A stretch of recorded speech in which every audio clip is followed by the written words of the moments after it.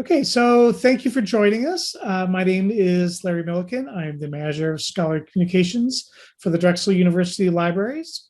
And we're going to talk today about browser plugins for getting full text of articles. This includes open access with the plugins that we're going to talk about. We'll also pull up library holdings as well. Okay.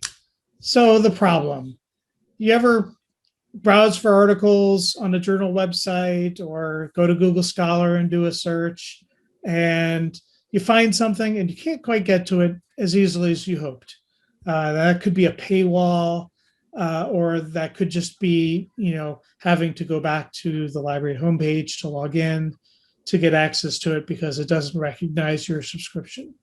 That's something that happens to an awful lot of people. And so I wanted to talk today about some of the ways that we have to use browser plugins to get around that. So one of the things you could do, especially if you're on Google Scholar, is go to your Google Scholar settings and make your library information list Drexel University libraries. And that will add what you can see as the get it at Drexel links to the search results. So that's one way that you can connect to our full text holdings where those exist. You can also take the article name that you want and go back to the library homepage and go to drag and search it there. And then you will be taken to through our holdings, through our proxy, to the full text of the articles. Those are additional steps. And so, you can see that it's something that is going to work best if it's content that we own or license. It is more clicks.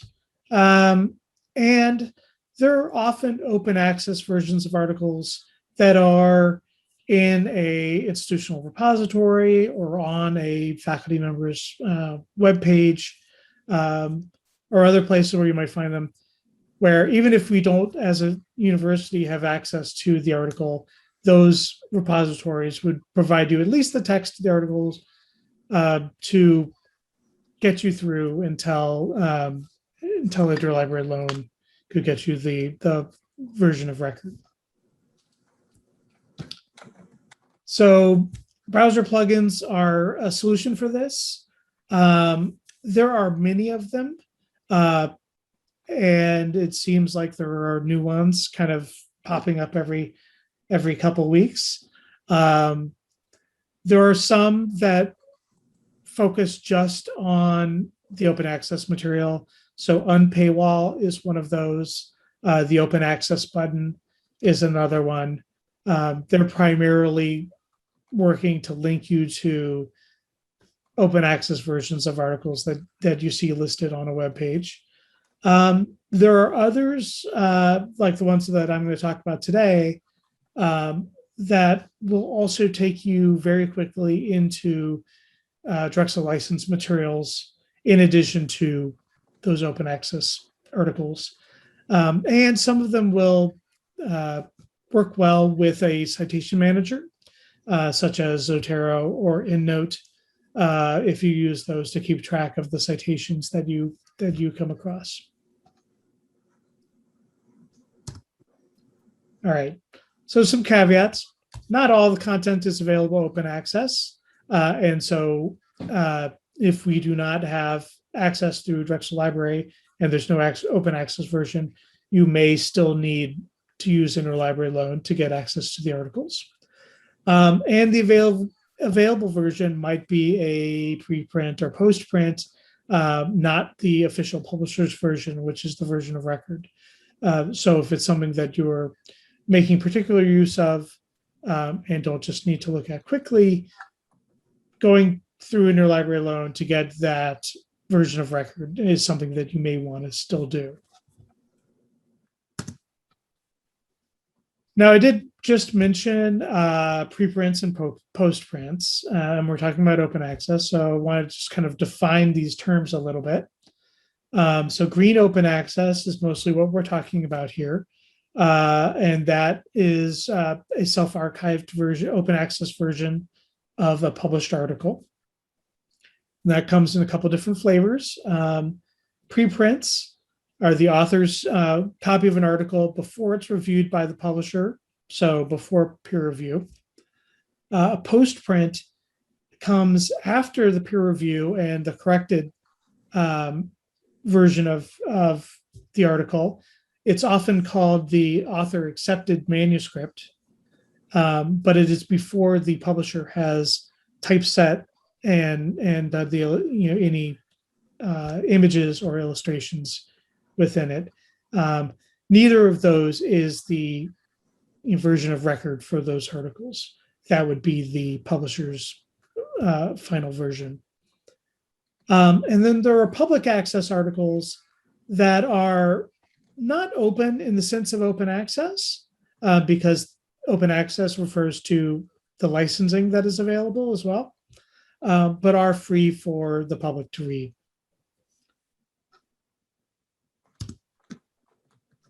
Okay, so the plugins that we're going to talk about today are Lipkin Nomad and Nodeclick.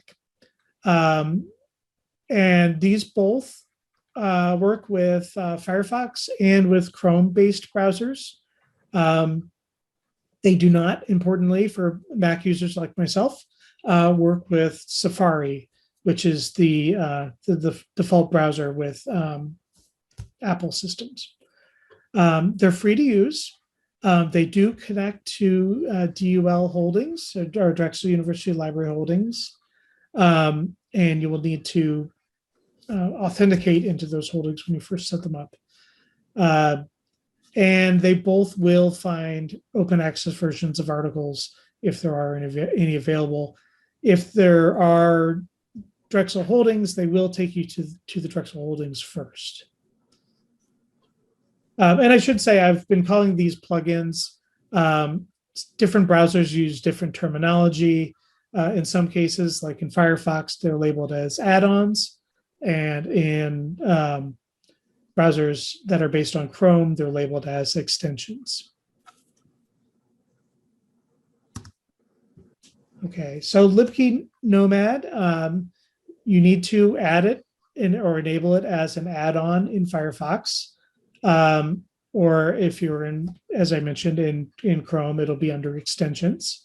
And when you first turn it on or first install it, it will ask you to select your organization.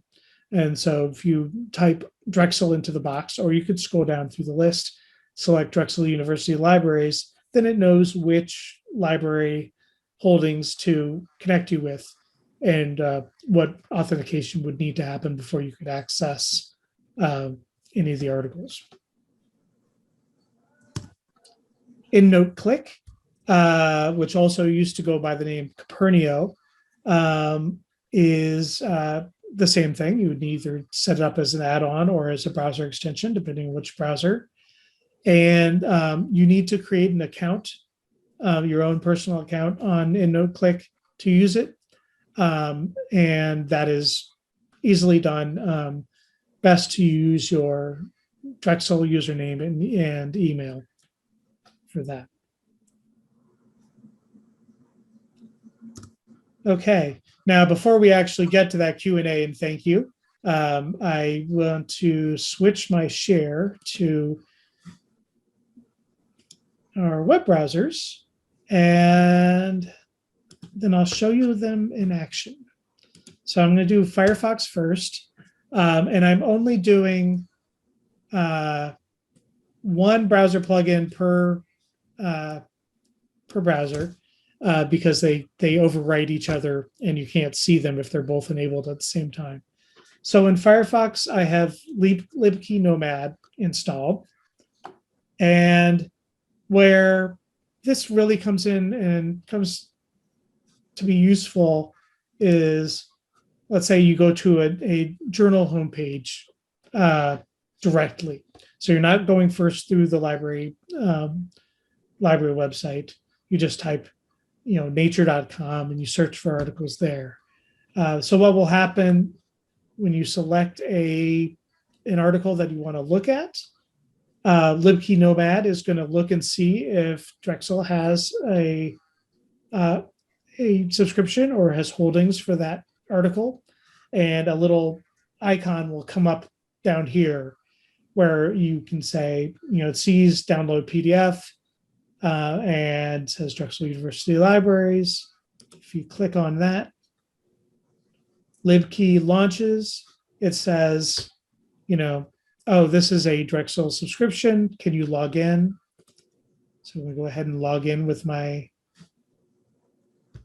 Drexel credentials, and it will take you to the PDF of the article because this is a Nature journal that we have subscription for. I see a question come up. Do we need to be on VPN?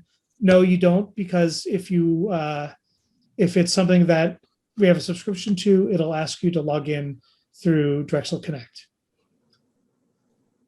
So that works very smoothly. If you haven't done it in a while, it may ask you for that two-factor authentication, which is easy enough at all. It just pops up in that screen. And then you have the article in all of its glory. You can save the PDF or use it the way you use any other PDF. In another example, this is a brand new Nature title, and it's one that we don't have subscriptions to currently. You can choose the access options option here, and it will take you into Dragon Search, which is our discovery tool, and you could see that we have the option to sign in to do an interlibrary loan request. So again, you'll sign in using your Drexel credentials. In this case, I just have in the other tab, so it takes me right in, and I could request this article through interlibrary loan through Dragon Search. And here's another example. This is a search in PubMed, which is a resource that you don't need to log in through Drexel University Libraries to use. Although if you do log in or use the version through our proxy, you will see links to the resources that we do have full text available. And so in this case, in the search that I've done, Libkey has gone through and put in the download PDF links where it has access to a PDF version. You can also go through and browse the whole issue of that article if it has that available. So I can go here, click on download PDF, and it takes me through Libkey into this article. You can ignore the Zotero settings for this. And here it's taken me in, and we could actually just go up to the top where it says download PDF, which is something that the Elsevier journals have through Science Direct, or just click the download PDF icon here. And that takes me to the downloaded version of the article. Let's see, I see another question. Are the PDFs accessible by default? I know that some publishers were less than compliant earlier. These should be accessible by default. These are the ones that we've looked at so far are not just images. They do have the text transcript embedded in them. An older article may be an image, but these newer articles should be compliant. That will vary depending on what the source is. So again, you get to the full text. This nicely has a table of contents for you too, so you can actually go and browse to just the part you want, which is nice. Okay, so this is using libkey, and you'll see if you were on a publisher's website or an article website, the icons up here in Firefox, and this is Firefox on a Mac. On other systems, it might look a little different. You'll see this little Lipkin Nomad icon here.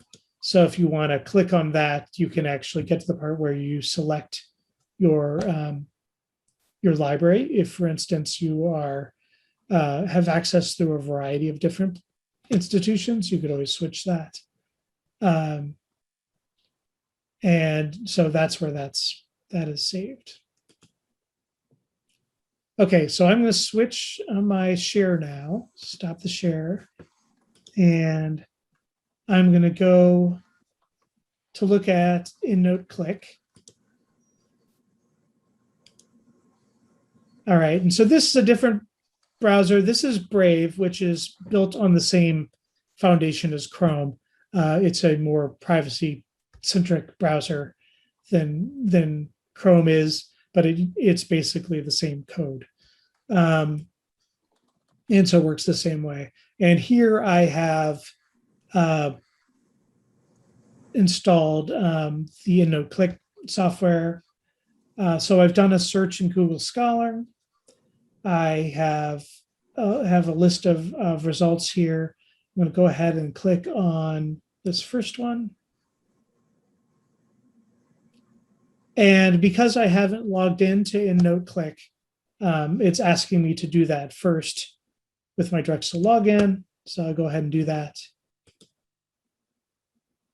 This connects us with the Drexel University EndNote subscription. And now you'll see that we have a view PDF option here for Nodeclick for this result.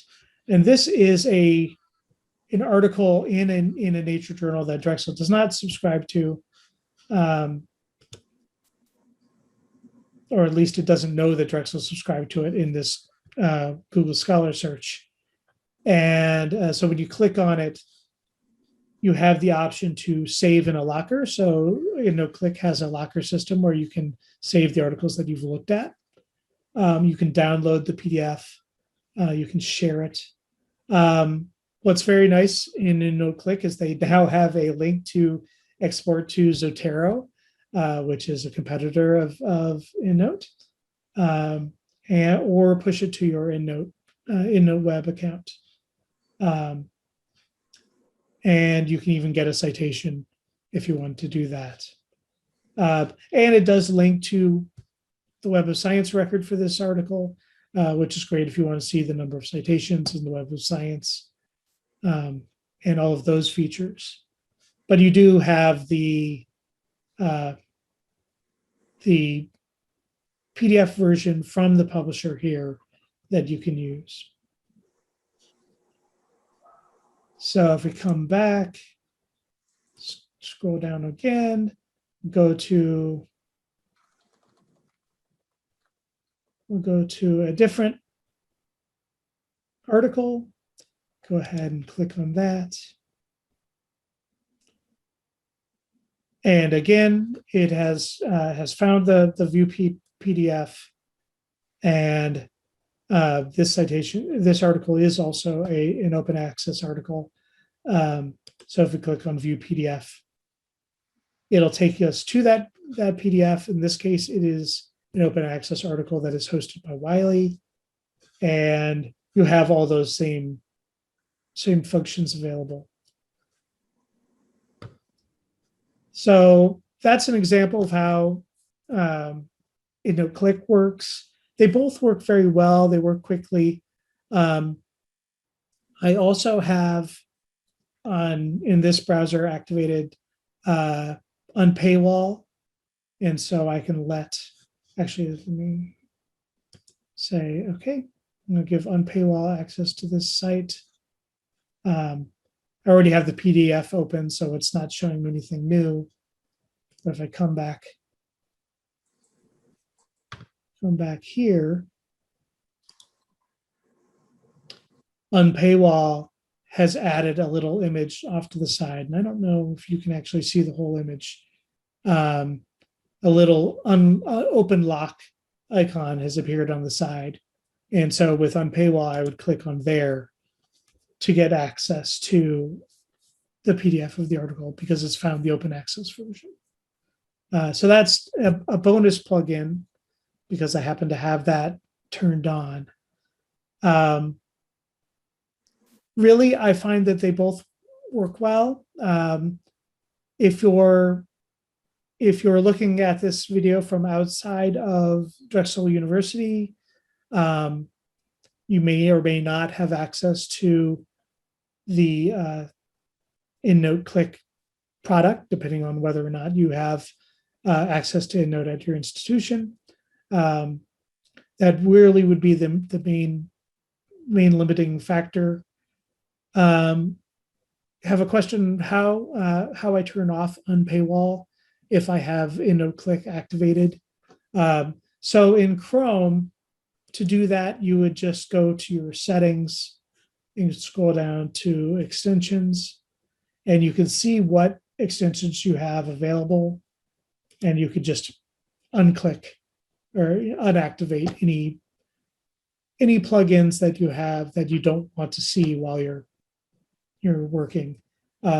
You could do the same with Nodeclick, turn that off and turn Unpaywall back on if you wanted to. There's another one, open access button that shows up, and you can unclick that as well or turn it back on. So that's up to your preferences. If you are working at a place where you do have a lot of subscription access, I would use Nodeclick or Lipkin Nomad because it does work pretty seamlessly with your library holdings. And then you can take advantage of both the open access versions and the paid versions. But they all work very well. Okay, so I'm going to stop my share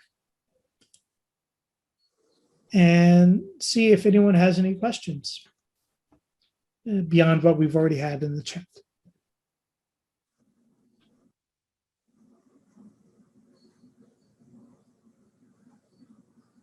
Okay, so I don't see any further questions. Oh, Janice, do you have another question? So actually that question, I don't know how I put it in the chat, but it was actually not how, but should. Oh, should, okay. So, yeah, so is it best practice to just like have one of those items running at one time rather than multiple? You know, I have only found, the only problem I found is with having both Lipkin Nomad and Nodeclick on at the same time because the icons overwrite each other, and so you don't see both. Right now, I haven't found any, functional limitation of having multiples interact. And so, and you saw in the demonstration that having Unpaywall active worked fine. So I think that is that should be good. Great, thank you. Mm-hmm. Okay. All right. Well, thank you very much for attending this this Wednesday at noon webinar, and we'll see you again.